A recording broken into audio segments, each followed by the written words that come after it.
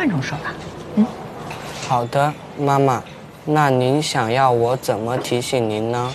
比如说，妈妈点的这些菜你不喜欢吃，或者你不饿，或者你根本没胃口，你随便找个理由都行啊。好的。哎呀，奶奶，现在口感怎么样？啊，挺好的。有什么要求尽管找我啊。哎，好的。哎呦，这不是那种可以提供陪伴服务的红眼 AI 吗？这种恋爱真好。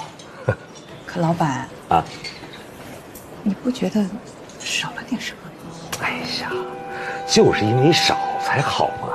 你没看那个新闻里头，那出事了，全是那种蓝眼 AI，不就是因为蓝眼 AI，那多了一叫什么完全类人的心智能力。对。你想啊，之所以开发这种小孩 AI，不就是因为人类自己嫌生孩子麻烦？你看这孩子多乖，不仅长得好看，光是凭乖乖的能跟妈妈在这吃顿饭，你说什么话他都听。就说我那个不争气的儿子吧，整天是游手好闲，无所事事，对家里是不闻不问，一打电话呢那就是要钱，对我们父母呢是爱答不理的。你说说多气人呢？啊！就算是我们在店里做员工的 AI，都比我那个儿子听话。我真后悔啊！当初我要是跟我老婆下定决心不要孩子，那你说我们得多幸福啊！老板，你就知足吧，至少你身边还有个真儿子在，你不觉得这已经是你人生中最大的幸福了吗？有我这种儿子，还不如不要。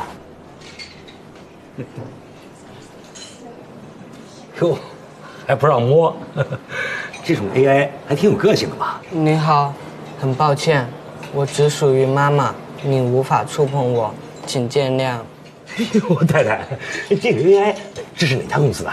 我觉得它防备心很重，而且一定会有安全性。宝贝啊，你既然什么都吃不下，不如咱们走吧。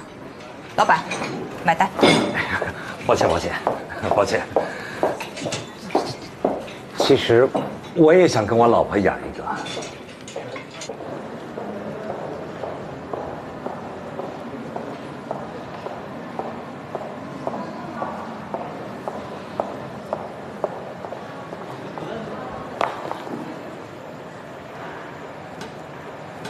宝贝，你真的属于我吗？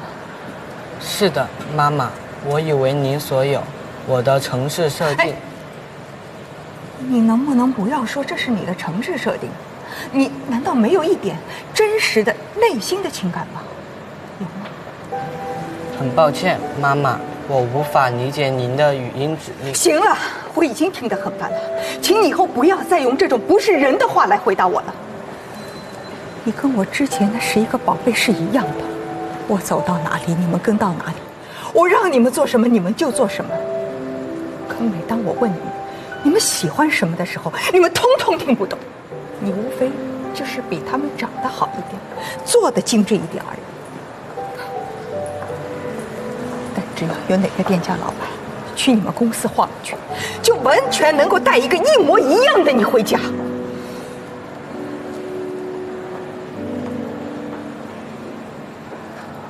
跟你说这些有什么用？